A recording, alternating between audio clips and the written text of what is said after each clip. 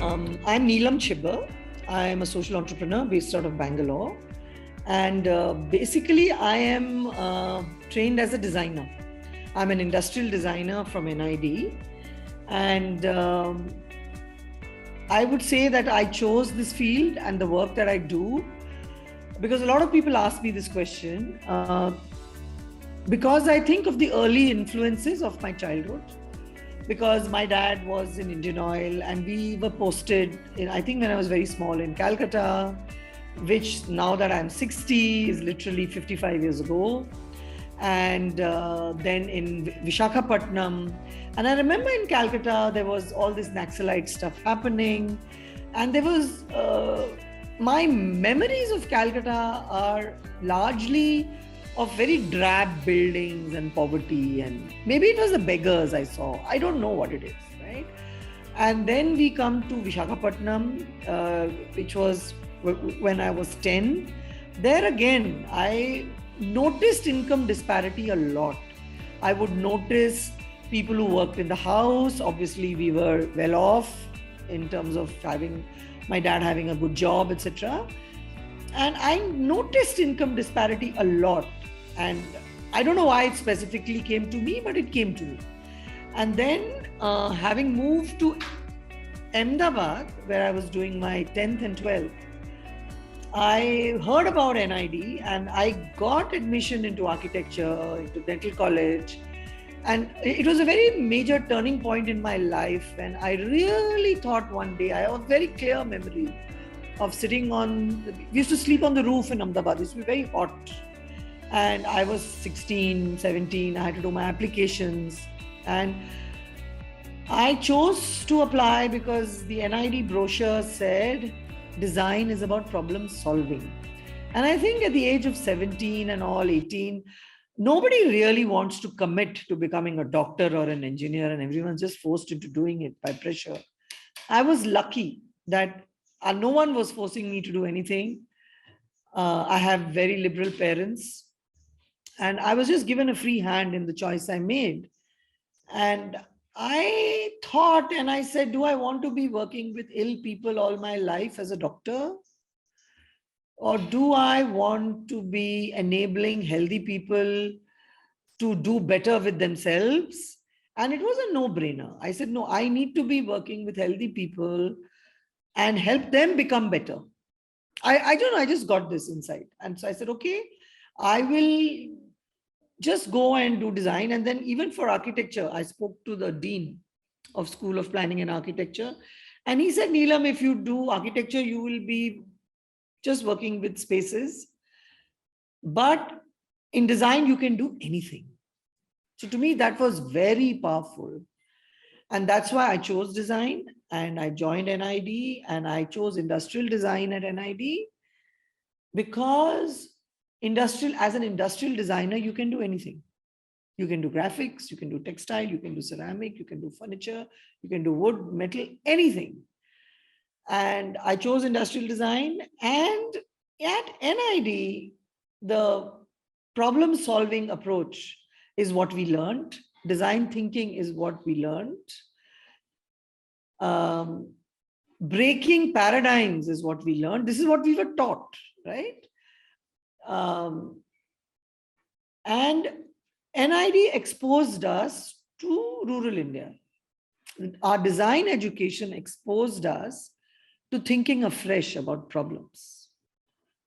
And that's why my design education is very seminal in the work that I do. And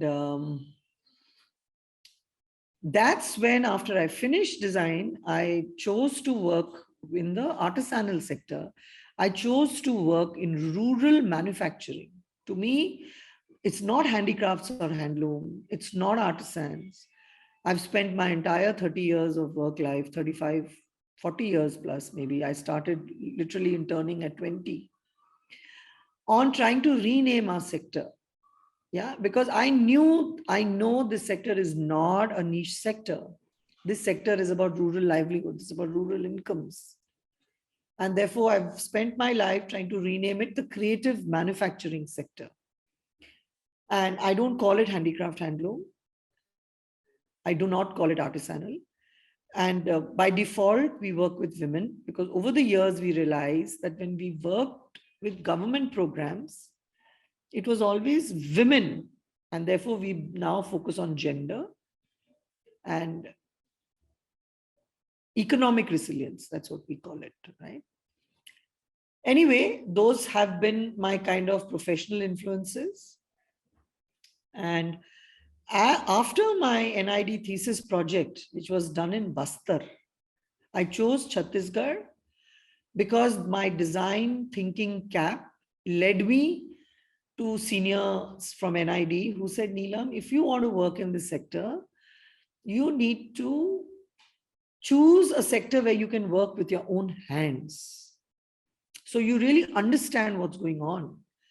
And that is why I chose, and I also was very clear that I had to work in a geography which was untouched by modernity.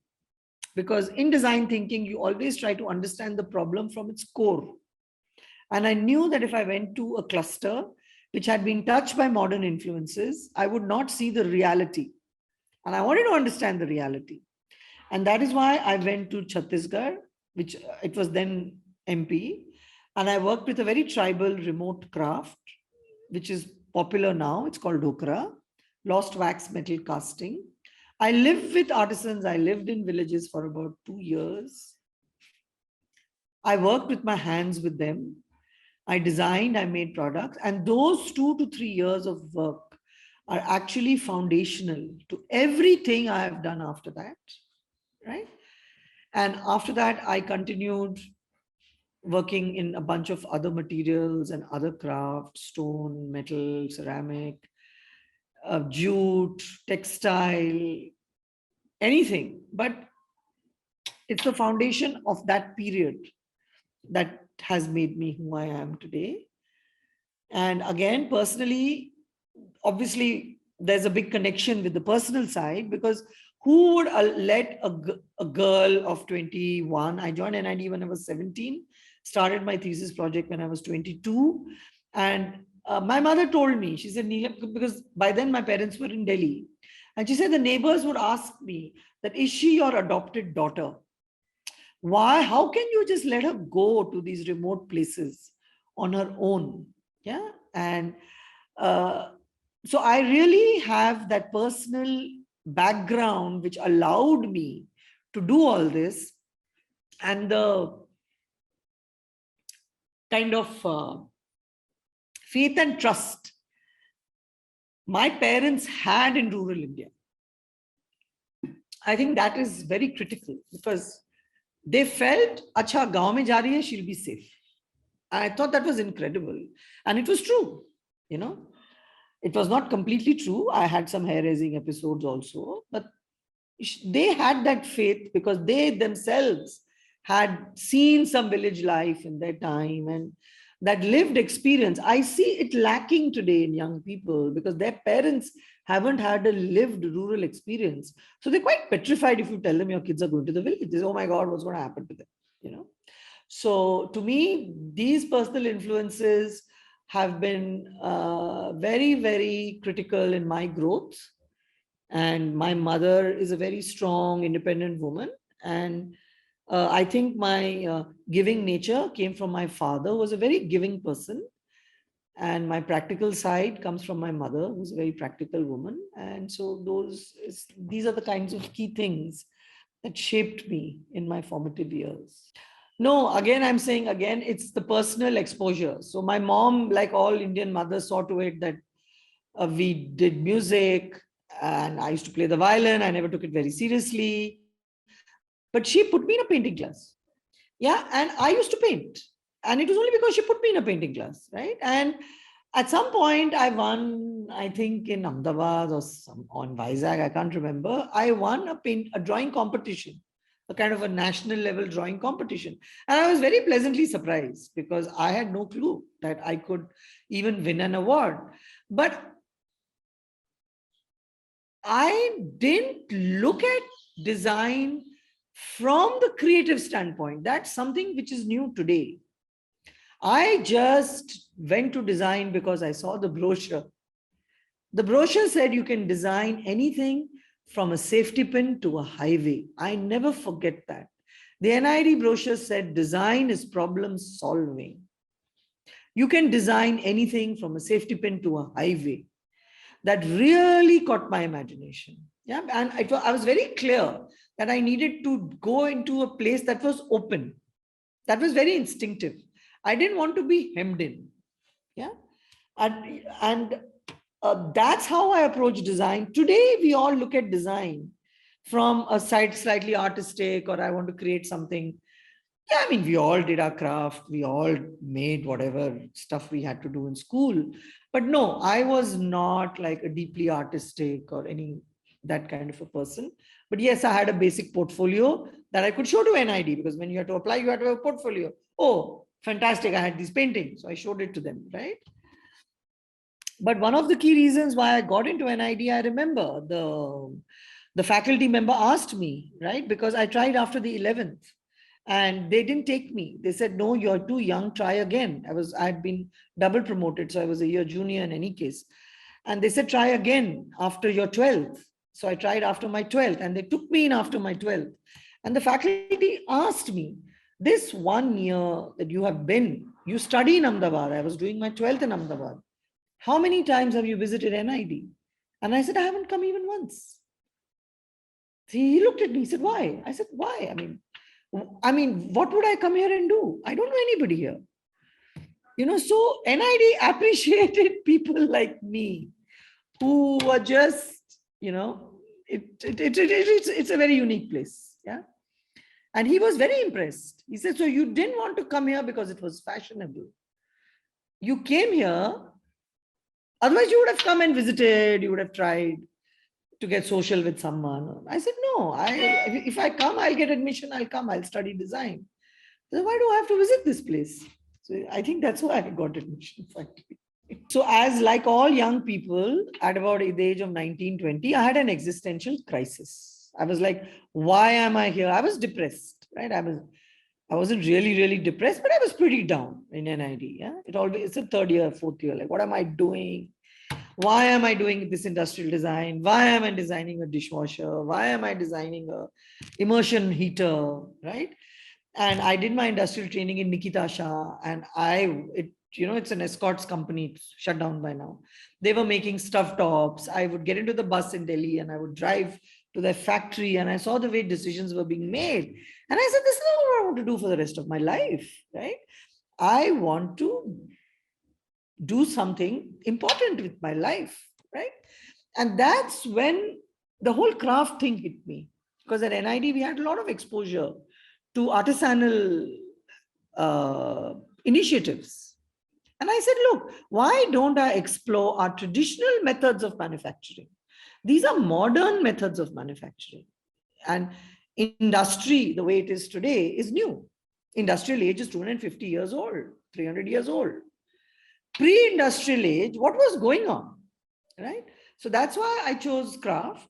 And yes, I was pleasantly surprised, which is why I stay with this space, because my personal nutrition, my personal gain, my existential crisis went away.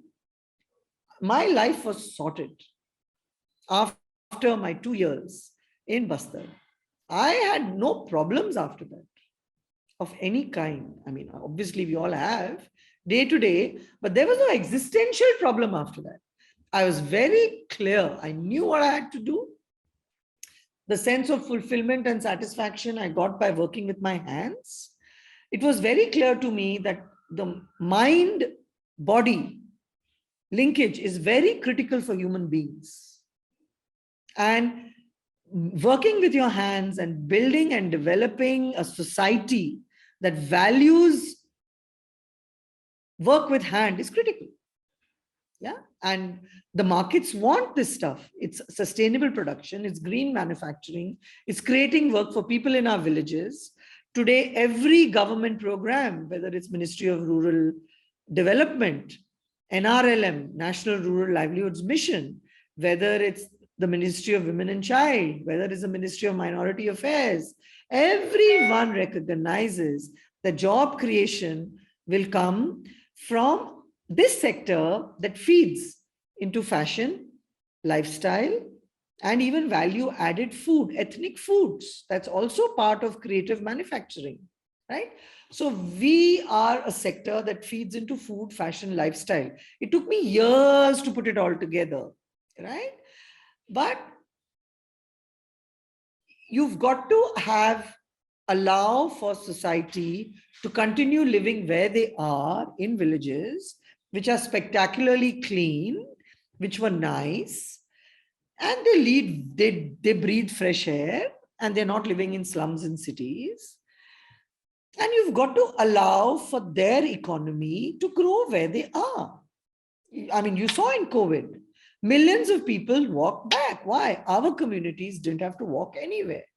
They were working where they were. We saw to it, right? That we bring work to the doorstep of our women in the villages. And that's the model we must create. And I love doing it. And I found my mission, and seeing the reality of their way of work and their life was so enriching. Lost wax metal casting is one of the most ancient forms of casting. It's one of a million Indian crafts, but it is one of the most scientific practices on the planet, right? It was practiced by the Incas. It was practiced by tribes in Ghana, in Africa, all gold, and everything was cast in this method. We have thousands of these artisans in our tribal areas. Literally, we have a living wealth in this nation, which is completely underestimated. They use 11 types of clay to cast one product. Each clay is scientifically different. So we are passing on such phenomenal knowledge. We have this living repository, yeah, with us, which we are just ignoring. So there's enough here for me to work 3 lifetimes. So that's basically what it is. Yeah. Absolutely. There have been some phenomenal influences. A lot of encouragement from faculty at NID that really has to be called out. Stalwarts in the field like MP Ranjan, Neelam Iyer, right? And huge amounts of encouraging. Our director at NID, Mr. Ashok Chatterjee, 2-time director, he's on my board at Industree Foundation. He's 80 plus, but constantly encouraging, even now encouraging. And we have my co-founder. I have a co-founder who's a very kind of a silent co-founder, Geeta Ram, older than me, and she'll turn 80 next year. It's a very pivotal moment for all of us. But she's been a phenomenal influence in my life from 1994, when we set up the company. And before that, 3 years, she was my client. She used to be Secretary Crafts Council of India, but a volunteer all her life. She is from the TVS family, but phenomenally humble. I've learned so much from her in practice. Phenomenal humility, phenomenal quiet work, and with obviously a great deal of, I learned how to kind of balance family and work from her personally, one-on-one, because though she was always very mission driven, she saw to it that she always kept time for the family. And I always did that, learning from her. She was an example to me. So my co-founder is obviously a great influence, very giving, yeah, constantly giving to the organization, financially and otherwise, right? So as I have grown, and now as I look at the legacy the company leaves behind, those are the kinds of values and legacy we expect our social enterprise to leave behind. Yeah. So Bastar was a Naxalite area, right? So not where I was, and I chose to work not in Jagdalpur. There was a cluster, because I said, these are urban artisans in Jagdalpur. I can't work with them because then there was another cluster called Kondagaon. I said, no, that's also it's kind of peri-urban. It wasn't, by the way. And then I said, I want to go remote. And so I actually need to thank the government of India, because I went on a Government of India project. It was Handicraft and Handloom Export Corporation, HHEC, run by IAS officers. They were like, hello, you want to work in Bastar? Sure. Where do you want to work? What do you want to do? So complete freedom, right? And I was getting paid to do all this. A stipend, they were paying my fare, my travel. So I reached the handicraft promotion officer's office in Jagdalpur. And then he said, Aap Jagdalpur mein, where are you going to stay? I said, I'll stay in some lodge. He kind of looked weirdly at me. And in those days, we were like trained at NID, like you will blend in with the environment. You will not stand out. And obviously one wearing one long kurta with one churidar and with oiled hair tied up and, because you can't stand out, right? And he said, "Acha, theek hai, aap chale jaiye lodge mein." He called the lodge guy. I went and stayed in the lodge. Next day, I took a rickshaw and went back to his office. And he's like, "Aap wapas nahi ja sakte. You can't go back there now." I said, "Why?" He said, "The lodge owner called me. He said, get this girl out of here. I am not responsible for what is going to happen because there are all kinds of men who stay here, right?" And so he said, "Now you can't go back to that lodge, and it's the only lodge." And this is Jagdalpur, the capital of Bastar as a district. He said, you can stay in my house. I'm married, I have a child. So I used to always stay in his house when I went to Jagdalpur. And then I said, I have to go remote. So he called, he's an amazing man, Mr. Ashok Shah. He called a middle-aged artisan. He was smart. He called somebody who was like 45. He said, Neelam is a grandfather. Yeah, and he's in Eracourt. It's a remote village. But where will you stay? You will stay in a health official's camp. And he was very astute, Mr. Ashok Shah. Health officer was a woman. He said, it's a woman, it's her camp. And in those days, they would do camps on the highway because I had to go to remote villages. So he said, she didn't say I saw. They would put up tents and officers were in the tents. And he said, and then I entered the tent and he said, there was all files and tables and all, and they put a camp cot for me. That's where I would sleep. Then later on, there was one little room. So then they put me in the room. Yeah. And I said, now how will I go to the village? He said, you hire this cycle, you cycle to the village, you ask people on the way, the route. And that's exactly what I did day one. I hired a cycle, I rode, and I had to cross a river. I still remember with the cycle, every day I would cross the river. And then I would ask people, Eracourt kahan hai? They point me, I reached the village. Then I said, Maglu ka ghar kahan hai? And I reached his house. And Maglu had a wife and he had a daughter, he had a grandchild. And I asked this guy, Ashok Shah was very smart. He said, from where will you eat lunch? Breakfast you will eat and go. Dinner you will come back. Somebody will feed you in that health camp. Where will you eat lunch? So I said, you tell me. He said, they're too poor. They can't feed you. So what you do is, you don't pay him every day. You pay him his weekly wages at the end of the week. You take 1 kg of rice and 1 kg of dal in the beginning of the month and you give it to him. That's what I did. And I would eat their food. He said, wo ye chawal khate hain aur wo ye dal khate hain. That's all they eat. So he said, apne ration dal do. And that's it. I would eat the rice and dal they gave me for lunch.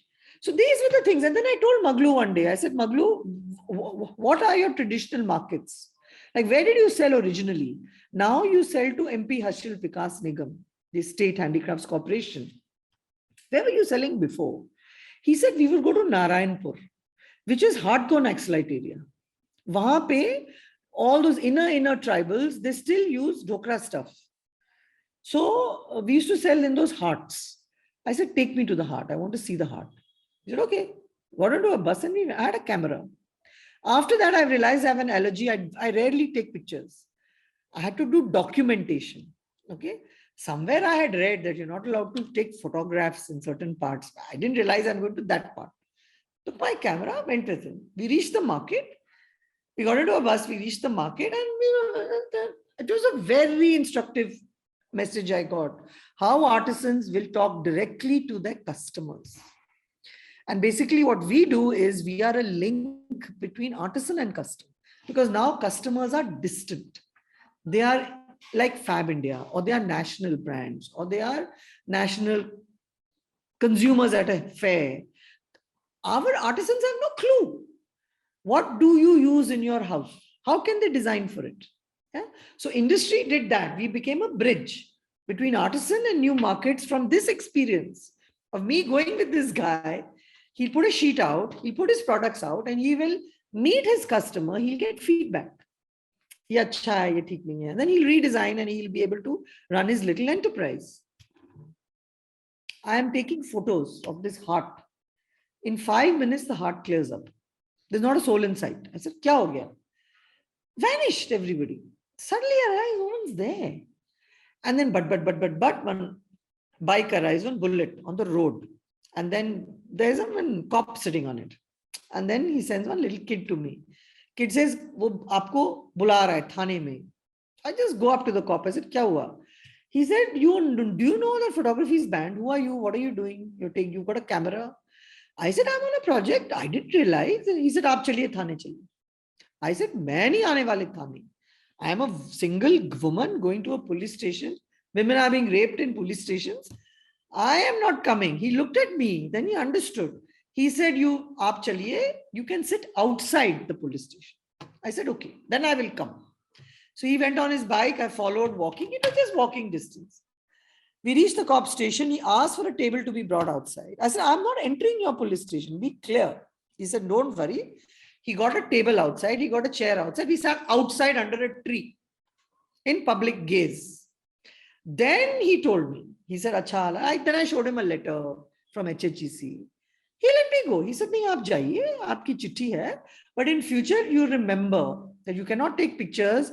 And when you enter a village like a town like this, it was a town, you have to go and register yourself with the district collector.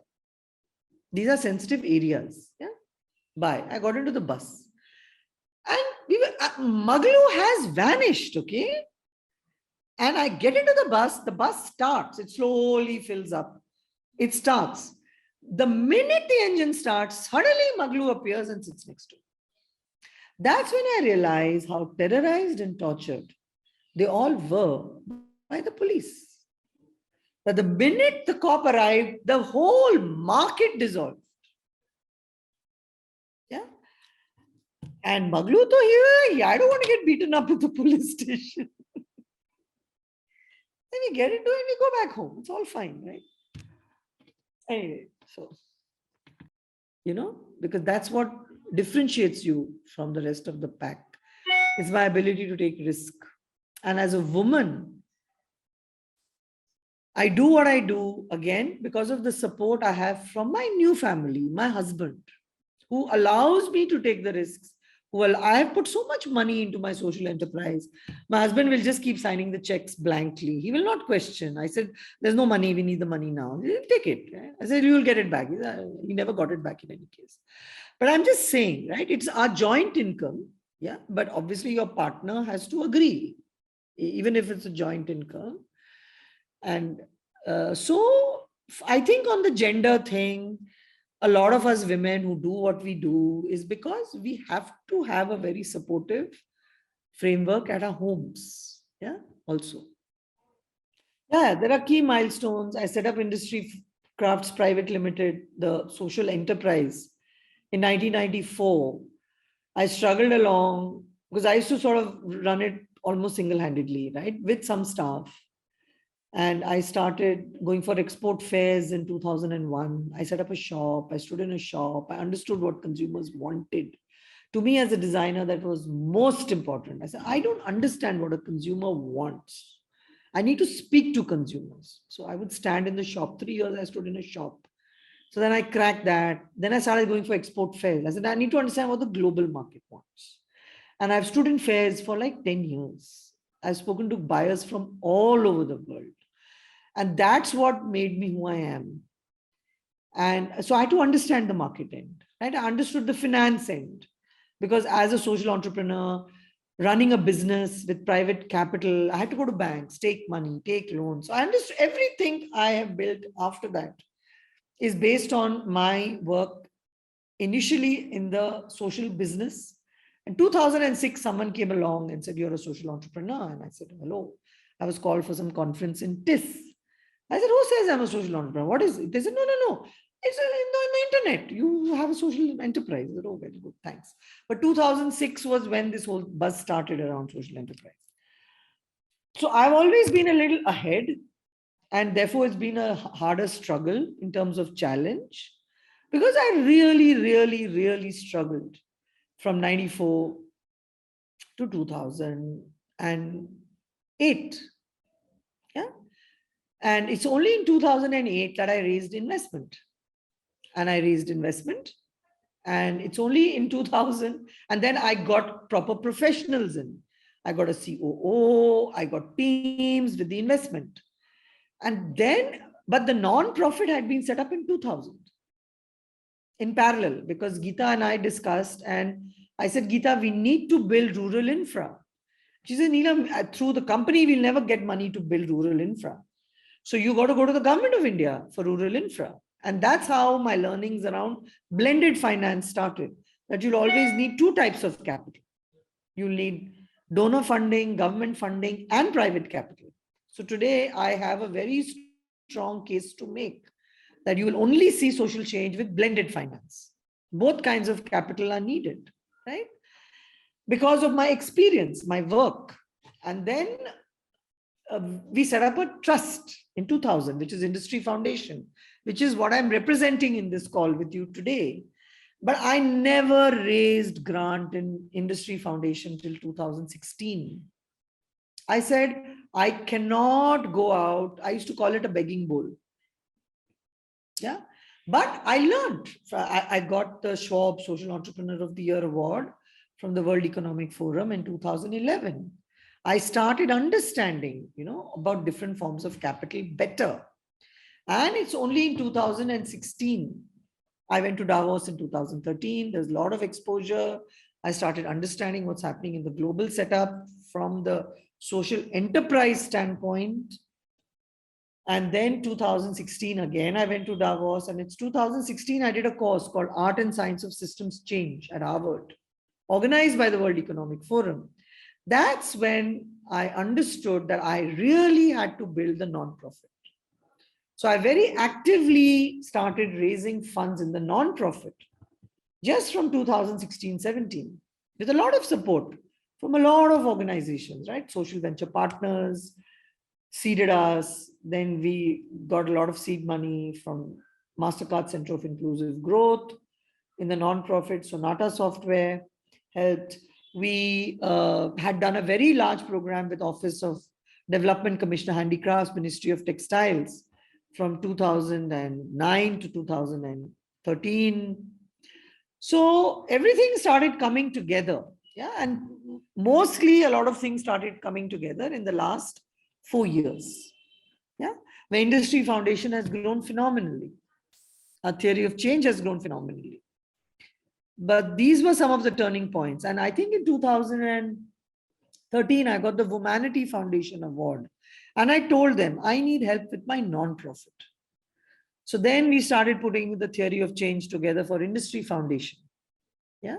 And I started actively fundraising there.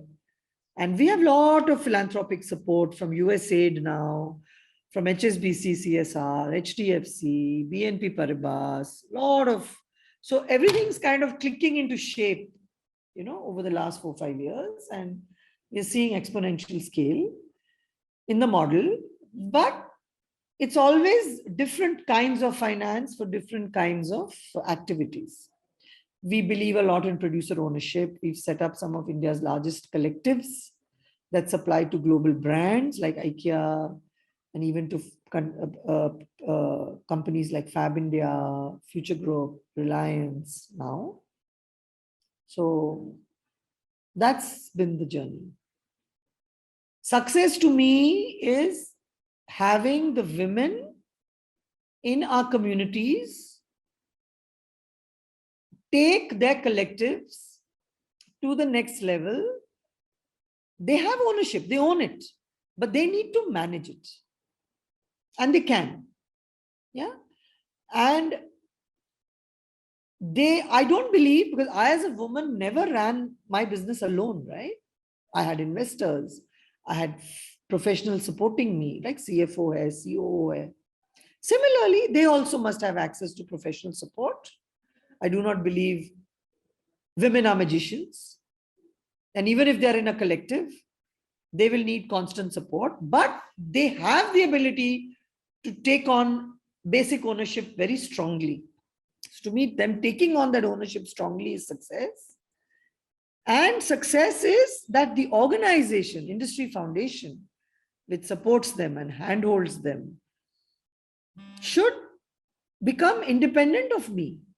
To me, that is success, right? And we are working on a leadership transition. I'm always here. I'm the face of Industree. I'll continue to be for as long as it's needed. But I believe we have the next rung of social entrepreneurs with us within Industree Foundation. And success is when they come into their own and they take Industree Foundation in directions they envision, not I as a founder who envisioned. To me, that's success. And failure, you said, right? Yeah.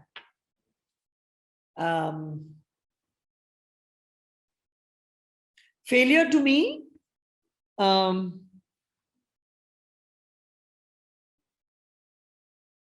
is having a large organization that's doing a lot of social wash, green wash. That's failure. I mean, we can have a big budget, but if everyone in the organization is not really getting to where they really internally want to get, that's failure. Yeah, so the impact that Industree Foundation has, we actually did a very strong coalition 6 months ago. We've impacted over 500,000 lives, right? And we have created markets exceeding $58 million, yeah, at national, global, local levels in multiple value chains, right? Banana bark, tribal forest product, crochet lace, textile, apparel, embroidery. We worked in Ethiopia. Yeah, we've really been able to crack actually what theory of change in Africa could be.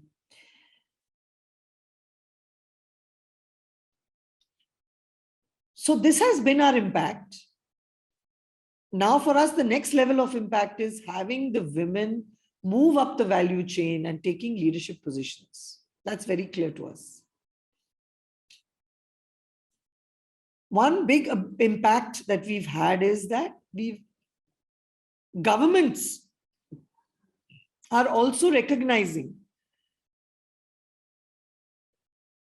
that this is a sector that need not be confined to what Montague Singh Ahluwalia once called it as the sunset sector. Yeah, so that is the paradigm shift. We have launched 2 very large coalitions in COVID, Creative Dignity, which has over 2,000 members, yeah, which is a network which runs independently. We seed it with its Seed Up Startup grant, and it has an independent running. So Industree Foundation doesn't dominate how it runs. It runs with its own internal network. As a network, it runs. Then we founded COVID Livelihoods Coalition, CoLive, in the second wave of COVID, which has around 84 very strong organizations in health and livelihoods, which has a reach of about 10 million households. Yeah? So we've got very, very large organizations that are part of it, Seva Bharat, etc. So through the work that we do, we impact communities directly on the ground. We also impact other organizations who work with communities on the ground. That is a program called Region Earth that we run, where we've already had 50 organizations pass through the training, which shares about our 6C framework. So we believe that you will bring about change through activity in the 6 C's. So our first C is construct, which is aggregation of women into the collectives. Our second C is capacity, the trainings. Our third C is create, which is design and value addition. Our fourth C is channel or market access. Our fifth C is capital, working capital. They need access to that, right? If they have to sell to IKEA, IKEA pays them after 30 days. It's sell to Fab India, Fab India will pay after 90 days. So the working capital is a big piece which is missing. And our 6 C's connect, or the digital frameworks. So we are ecosystem builders now. We have to build the pieces of the ecosystem to enable others to do what we do. That's the only way we will see exponential scale. So we have a target to impact 3 million lives, right?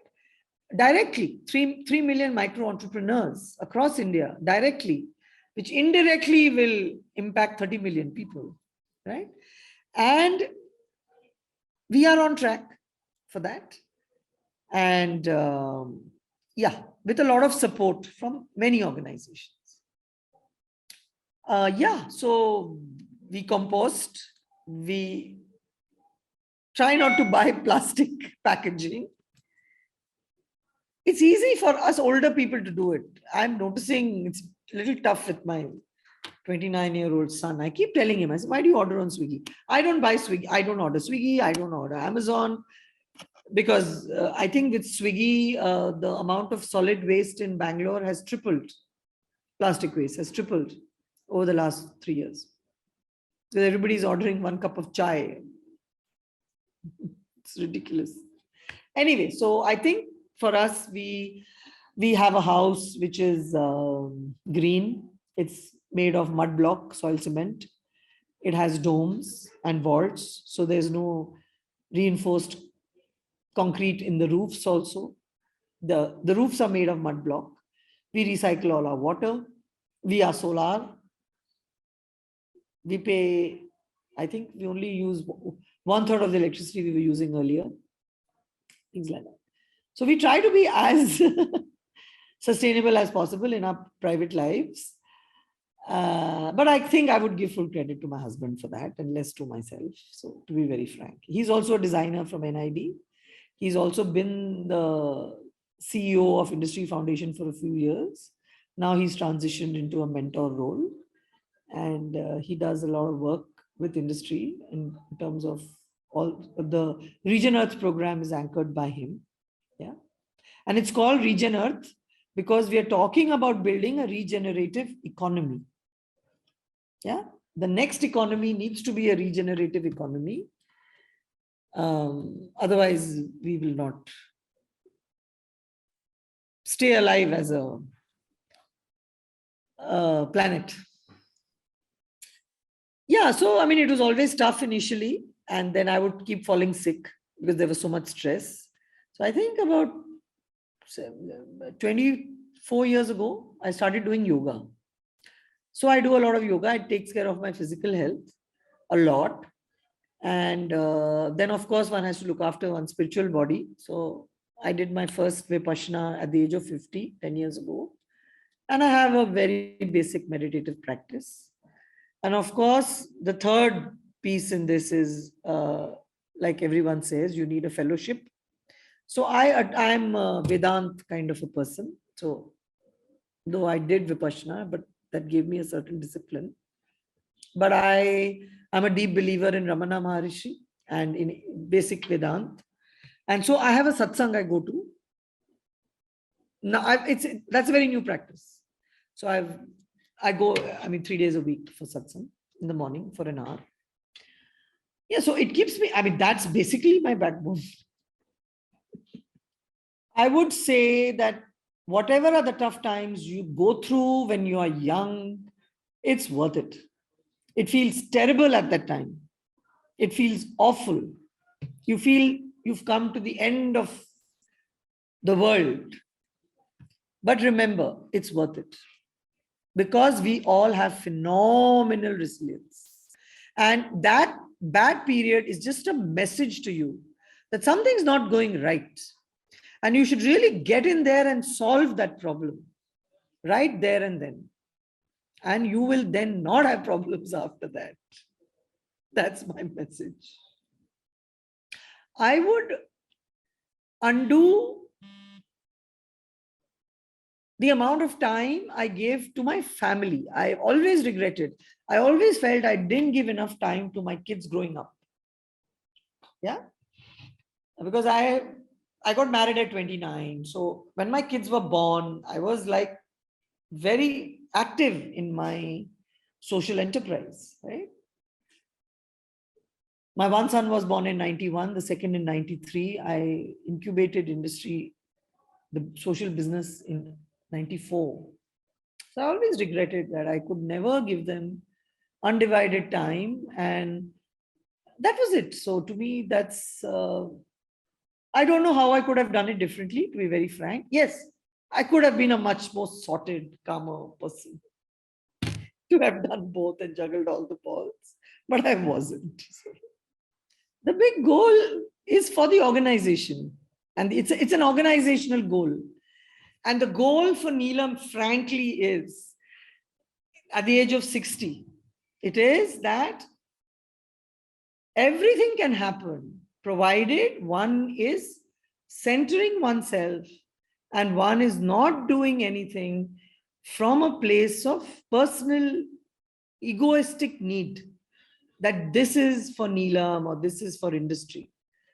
This is for the universe. It's very philosophical, but I just went to satsang in the morning. Yeah, and it is niricha. That if you will do it with the spirit of non-doing, it'll all happen, definitely. That you're not the doer. But you do it. You do what you have to do, but you do it from a spirit of non-doership. So to me, that is the big vision for me. How will I do my next 10 years of mentorship and guidance, sitting on the board of Industree Foundation? Yeah. How will I do this in a non-doer way? Guiding the teams, listening to them. It's their voice and it's the community's voice. That is where we are headed next. It's a very, very basic thing, okay? And I have given 40 years of a very active life to work, yeah? Active work. So I've just told everyone, I need to look after my grandkids. I've told my daughter-in-law, I'm there for you 24/7. So that's what I really, really, really want to do. And I want to do that also from a space of giving and not, it's not for me. It is for me, obviously. Yeah. But I think I'll only succeed as a decent grandmother if I am not doing it for me. So yeah. So for young people today, and I'm surrounded by them, I think it's very important to finally, the only peace I got was when I was engaging with other people. What was it about my working with the artisans that was so great? I was sitting in an artisan's house working with him. So it is always this working in a community, trying to get a mind-body connect, not being too abstract, putting yourself in positions where there is real give and take. Real, because this human connection, no, is something we cannot lose. Yeah. So if you put yourself, if you're feeling empty, things are hollow, then you really got to put yourself face to face with people. You cannot do it on Zoom. So there's a lot of therapy going on Zoom, and I'm seeing therapists who are exhausted. But the power of just being, like even talking to you, is very therapeutic.